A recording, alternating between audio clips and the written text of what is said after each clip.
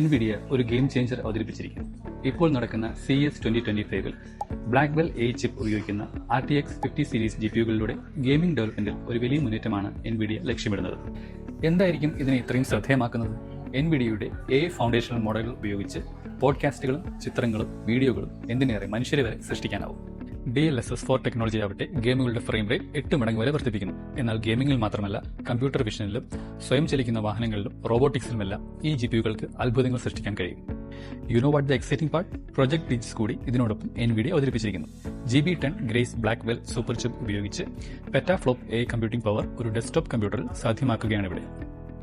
അതായത് ഇനി മുതൽ പ്രോഗ്രാമേഴ്സിന് വിപുലമായ AI മോഡലുകൾ ഒരു ഡെസ്ക്ടോപ്പിൽ തന്നെ run ചെയ്യാനാവുമോ? Exactly. It's perfect for prototyping, fine-tuning and deploying large-scale AI models right on your desk. Yes, it's a game changer for programmers and data scientists. NVIDIAയുടെ AI power റെവല്യൂഷന് ഇതൊരു തുടക്കം മാത്രം.